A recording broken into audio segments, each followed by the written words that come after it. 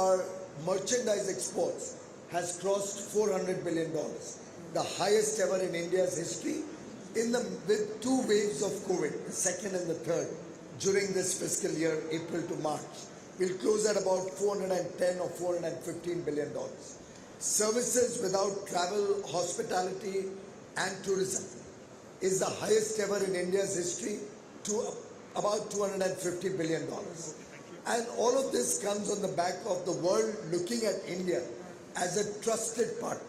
Somebody who through the COVID period did not let down a single commitment we made to anybody in the world. Whatever be the challenges of transport, logistics, shipping, availability of containers, we met our commitments. What's been the impact then of the war in Ukraine on on India?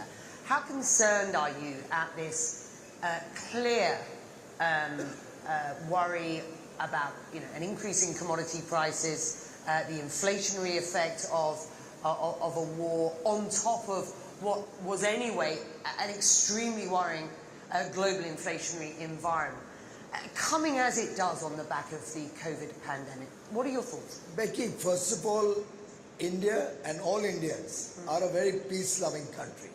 Right from the days of Lord Buddha or Mahavir, the Jain Tirthankars, we have always believed in peace. Mahatma Gandhi ran the whole independence movement as a non-violent movement. We believe there should be a cessation of hostilities. They should both discuss and resolve their issues, and we should have peace in the region. Our own approaches, we do not see the gains or losses of war. We always believe that it will always be a loss. But at the same time, it has not affected us directly in any significant way, because our trade with these two countries was relatively a very small portion of our overall international.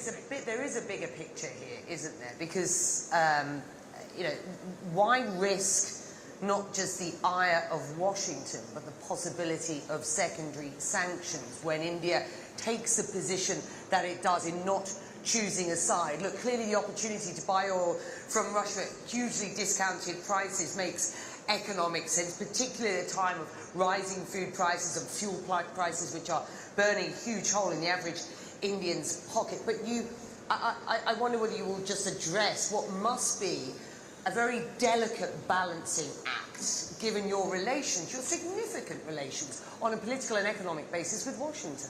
Well, Prime Minister Modi has been in regular contact with all the world leaders. He has, of course, been requesting and appealing for peace in the region consistently. I believe our friendly countries across the world recognize and understand and appreciate India's balanced approach. I also believe that I think everybody will have to take a call whether everybody is willing to stop all engagement, stop all dependency on petroleum products or energy requirements before they can point fingers at each other. So I think it's important that the world takes a fair and equitable position. And to my mind, the world recognizes India is clearly on the right, and India is clearly looking for peace in the region at the earliest. There is, of course, an opportunity in all of that, and this is the discounted prices of oil from Russia. Does that oil get bought ultimately in rubles? I mean, what's the currency of transaction? I don't think it is very material what kind of price, discounted or otherwise. I still believe that it's more important the war comes to an end. I believe we would all like to pay fair price for all products, petroleum or otherwise. And such situations you mentioned about inflation don't help anybody in the world. So it's important that we all work towards peace in the region. I don't see any gain for anybody coming out of such a conflict. We've got 3 minutes left. I don't know how this goes past so quickly, but it does, and we've been slightly sort of contracted in our opportunity this afternoon. So I want to close out with just 2 questions on these burgeoning regional relationships? Because you name-checked a number, not least that of the UAE. So let's just drill down a little bit. Just give me a sense of the numbers. As I understand it, we're talking $100 billion of potential bilateral trade at this point. These are huge numbers.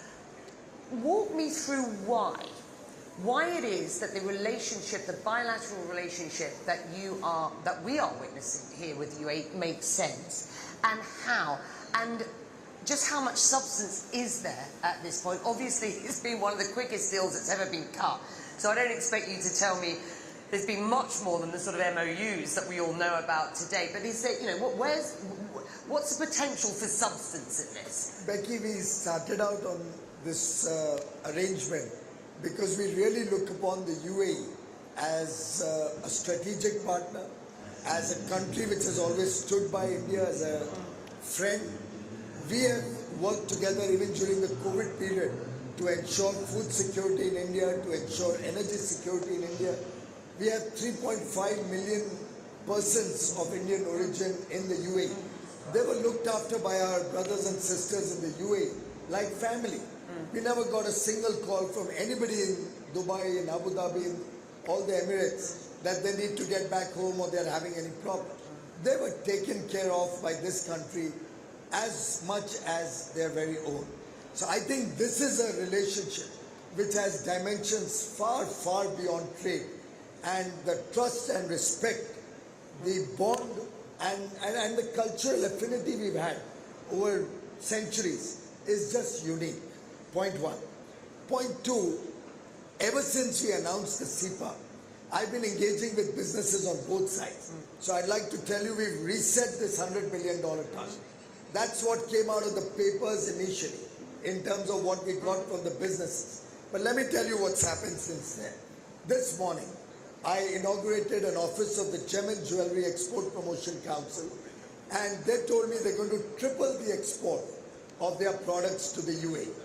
Yesterday, I sat with all the export promotion councils and industry associations and business persons in UAE last evening on a business exchange program, and you'll be amazed at the enthusiasm in the room.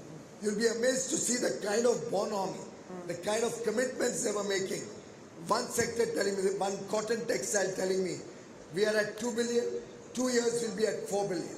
And that was going around the room incessantly, which is why, and then services is a huge opportunity. We have huge talent and skills in India. UAE is a gateway to not only the UAE market, but the Gulf, Africa, some parts of Europe, the CIS countries. So I've kind of reset my mind to look at much, much more ambitious targets, something close to 250 billion by 2030. You're talking 250 billion by 2030 in goods and services is doable. And today we had a round table between businesses on both sides.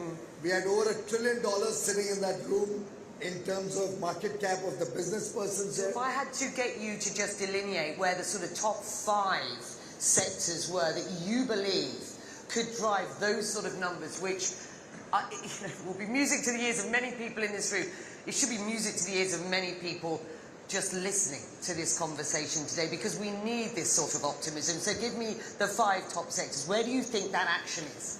Well, first of all, one big opportunity here is clearly the gem and jewelry sector I talked about, because from here they work all across the world.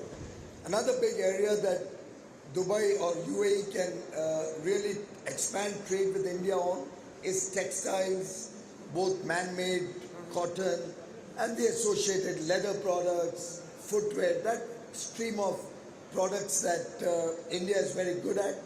And Dubai is like an entrepot, from which a trading hub from which you can go all across the world. The third major sector is pharmaceuticals, and we've made an agreement to have a melt and pour for the first time between 2 countries, which will encourage investments in UAE to set up steel plants, as well as protect India's steel business and help us to get access to newer markets from the UAE. The fourth big sector is petroleum products and the associated chain. So while we take a lot of crude oil from UAE, there will be opportunities in UAE to set up petrochemical complexes. Just like India has become a huge petrochemical giant in terms of our production abilities in the last 20-30 years. So we look at expanding our own business there, and I think it will open up the doors for new opportunities in the UAE. And the fifth major sector is services. I think services is an untapped area. The kind of opportunities that UAE emerging as a financial hub, a financial district, a financial center, all over the world people are looking at investments flowing out of UAE. Similarly, India, with the opportunities of startups, our edtech, fintech, health tech, agri-tech, in so many areas. We already have crossed 92 unicorns. We are hoping to cross a century in the next few weeks. And in this 75th year of India's independence, we believe that we will have 75 unicorns from our startup ecosystem this year. In addition to that, as we prepare India for the Amrit Kal, the next 25 years, Amrit is nectar. It's a period that we have defined, the next 25 years, where we will take this country from an emerging economy to a developed economy.